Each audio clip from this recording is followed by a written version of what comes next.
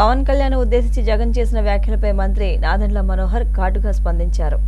పవన్ కళ్యాణ్ ఉద్దేశించి జగన్ చేసిన వ్యాఖ్యలపై మంత్రి నాదెండ్ల మనోహర్ ఘాటుగా స్పందించారు. జగన్ వైనాట్ 175 అన్నాడని, కానీ ఎన్నికల్లో 11 సీట్లు వచ్చేసరికి మతిస్థిమితం కోల్పోయారని ఎద్దేవా చేశారు. ప్రతిపక్ష హోదా ప్రజలు ఇచ్చేదని, పవన్ కళ్యాణ్ ఇచ్చేది కాదని నాదెండ్ల స్పష్టం చేశారు. జర్మనీ విధానాన్ని పవన్ కళ్యాణ్ విడమర్చి చెప్పారని, కానీ పవన్ కళ్యాణ్ గురించి మాట్లాడే అర్హత జగన్కు లేదని స్పష్టం చేశారు. యువతను నిలువునా మోసం చేసి 44 లక్షల ఉద్యోగాలు ఇచ్చామని జగన్ కథలు చెబుతున్నాడు. కానీ గ్రాడ్యుయేట్ ఎమ్మెల్సీ ఎన్నికల్లో పోటీ చేసే ధైర్యం కూడా లేకపోయిందంటూ ఎద్దేవా చేశారు. మన స్థానం ఏంటని నిర్ణయించేది మన ప్రజలు. వై నాట్ 175 అని ఎగిరిన మనిషి 11కి పడిపోతే మతి సీమితం పోయినట్టుంది. ఆయనకు అర్థం కావడం లేదు. పవన్ కళ్యాణ్ గారు ఆ రోజు ఏం చెప్పారంటే, leader of opposition is a status, is a post. దాన్ని మీరు డిమాండ్ చేయలేరు. ఈ 5 సంవత్సరాలు దాని గురించి మర్చిపోండి. మీరు శాసనసభకు వచ్చి చర్చల్లో పాల్గొని ప్రజా సమస్యలపైన మీరు మాట్లాడండి అనే అంశం పైన ఆయన మాట్లాడినప్పుడు ఒక విలేకరి మరి వైఎస్ఆర్సీపీకి 39% ఓట్ షేర్ వచ్చిందని డిమాండ్ చేస్తున్నారు అన్నప్పుడు, అది మన భారతదేశంలో లేదు, మన సాంప్రదాయంలో లేదు.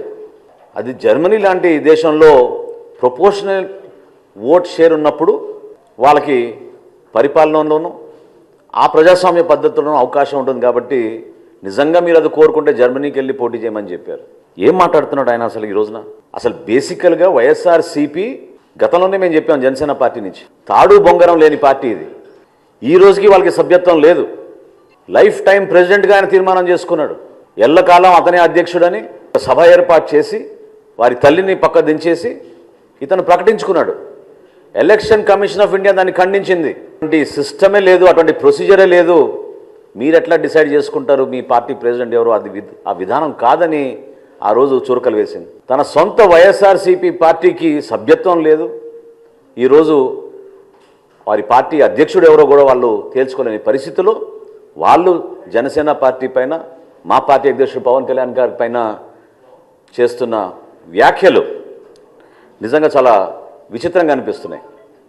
పవన్ కళ్యాణ్ గారు ఏనాడు కూడా ప్రతిపక్షంలో ఒకలా, ప్రభుత్వంలో ఒకలా వ్యవహరించే మనిషి కాదు.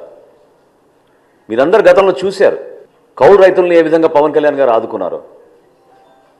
ఆత్మహత్యలు విపరీతంగా పెరిగిపోతుంటే జగన్మోహన్ రెడ్డి గారి పరిపాలనలో ఆయన స్వయంగా 5 కోట్ల రూపాయల విరాళం ఆ రోజు ప్రకటించి రాష్ట్ర వ్యాప్తంగా మేము కౌలు రైతు భరోసా సభలు నిర్వహించి జిల్లాల్లో చివరికి నీ సొంత పులివెందుల నియోజకవర్గంలో 24 మందికి ₹1,00,000 చొప్పున పవన్ కళ్యాణ్ గారు అందించారు.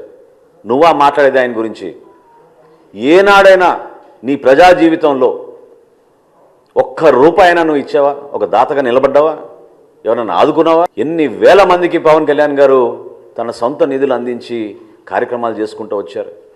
ఎందుకు అంత విపరీతమైన ఆలోచన? ఎందుకు మీరు ఈ రోజున యువత గురించి మాట్లాడుతున్నాడు ఆయన?